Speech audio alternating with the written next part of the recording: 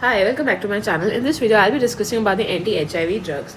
So first of all, you just need to be thorough with how HIV basically acts on the body. So first of all, we'll just understand for the reference, and then I'll show you a diagram and we will try to recall what we've just learned. So basically, you have a lot of categories. So first one is the entry inhibitors. Now in entry inhibitors, there is a certain thing as GP 120 and GP 41. Then you have CD4 antigen and you have CCR5 receptors. Okay, now you have to basically inhibit them. So GP120 inhibitor is called as fostemsavir. Then GP41 inhibitor is called as enfuvetide. Then CD4 antigen antagonist is ibalizumab. This is a monoclonal antibody. Then CCR5 receptor antagonist is maraviroc. Okay. Now this is entry inhibition. Now after if you've not been able to prevent the entry, then what you will do is you will act on basically reverse transcriptase, which is the enzyme responsible. So basically we will inhibit the enzyme. Now out of this there are two types. One is the nucleoside reverse transcriptase inhibitors and one is the non-nucleoside reverse transcriptase inhibitors. Now in this also you have further nucleosides and nucleotides. Now the difference is just this much, that these nucleosides, these are activated by kinase enzyme to form triphosphates, whereas nucleotides, they do not need activation. So now we'll have to learn the names of all the that are present. So nucleosides, so first of all you have to remember zalcitabine, then zidovudin, then diadenosine, then amitriptyline, then abacavir, then lamivudine, then stavudine. Then nucleotides, there is just one, which is tenofovir. Okay, now this is most commonly used for prophylaxis. So non-nucleoside RTIs are into generations. So we have first generation, second generation and third generation.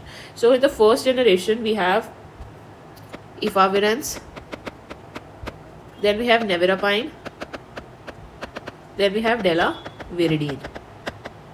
Then other two generations, both are so first is, you have to remember because these are the advancements, so itravirine, like they have virine at the end. Okay, and third is doravirine. Okay, now after like you've not been able to now inhibit the reverse transcriptase, now you will try inhibiting the basically the integration. So we will talk about integrase inhibitors. Now in integrase inhibitors you have something which is gravir in the end. Okay, that's how you recognize these drugs. So you have raltegravir and we have elvitegravir. Okay, now if you've not been able to do this much also, so last call of the drugs is what we have is protease inhibitors. So in this you have something which is navir at the end. So you have saquinavir, then you have ritonavir. Now ritonavir is the most commonly used protease inhibitor, which is used as a boosting agent. Okay, so then we have nelfinavir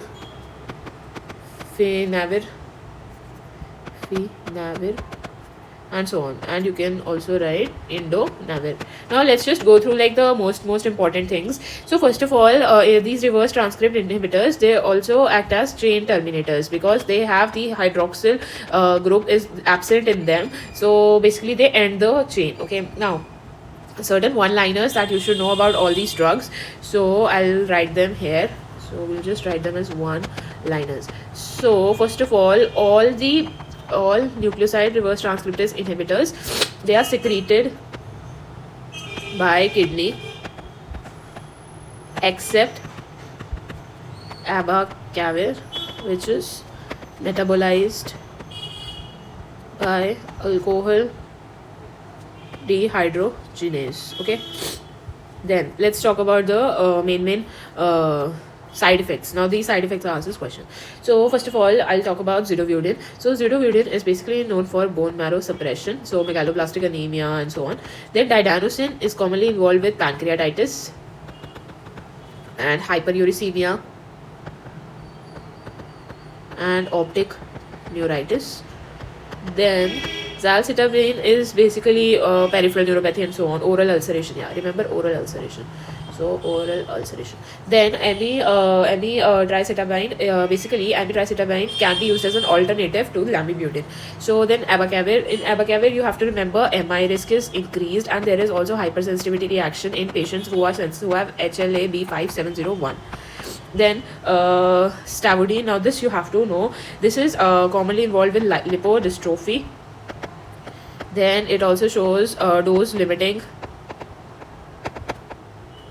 peripheral neuropathy. Okay, now there's this one question that comes, like which all drugs that can be used for both HIV and hepatitis. So you have to remember it as LET. So you have lamivudine, amitriptyline, and tenofovir. Okay, now these non-nucleoside reverse transcriptase inhibitors, they have sensitivity to HIV-1, like they have no activity against HIV-2. Okay, and their side effects are basically skin rashes, hypercholesterolemia, then they can even lead to Stevenson-Johnson syndrome, and this is mostly seen with nevirapine. Okay, now protease inhibitors, now these are I told you, this one is the booster, so this is used for boosting. Why? Because basically it's a CYP3A4 and it also increases the bioavailability of the drug.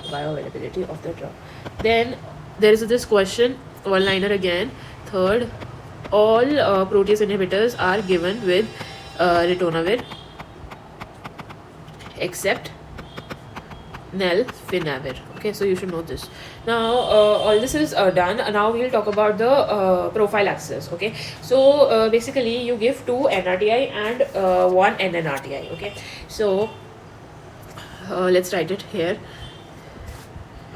So drug combination given to patient with AIDS, so you give 2 NRTIs and 1 NNRTI. Okay, so basically you give tenofovir with lamivudine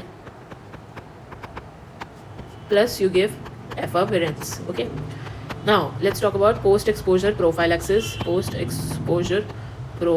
Now this is very important in MCQ point of view. So basically you have to, this question comes ki till what time you can give PEP. So you have to administer PEP within 72 hours and it is continued for 28 days. Okay, now let's understand what basically you give. So in adults and adolescents, you will give this combination of tenofovir, lamivudine, protease inhibitor with ritonavir. Okay, boosted. Then in children who are less than 10 years, same thing. Basically you will give zidovudine, lamivudine, and you will give LPV. So LPV is lopinavir plus ritonavir. Okay, and yeah, so if yes, so if the child is okay. Now suppose there is this one question that they ask. Suppose you have a patient who has HIV plus he has TB. So first TB treatment is started and it is followed by ART, that is the antiretroviral therapy, within first 8 weeks of TB treatment. Okay, yes, yeah. So this covers up most of the part of anti-HIV drugs. Now let's just go through one picture to just summarize what we have learned so far. So see this photograph, so we'll just add it here. Yeah, so look at it. So first of all, I told you that we have entry inhibitors, right? So these are our entry inhibitors. So entry inhibitor. So GP120 fostamivir, then GP41 enfiviratide, CT4 ebalizumab, CCR5 maraviroc. Then these were the entry inhibitors. Okay. Now basically we will act on reverse transcriptase. So we have NRTIs and NNRTIs. So NRTI is nucleoside and nucleotide.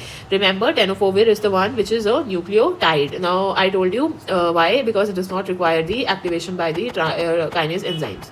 Okay, now NRTI, I told you about the first, second and third generation, right? So efavirenz was in the first generation, right? Then coming on to the integrase inhibitors. Now in this you have something which is called as gravir at the end. Okay, then we have protease inhibitors. In this you have navir at the end. So this is the classification of anti-HIV drugs. So if you found this video helpful, do give it a like, share, subscribe. Thanks for watching.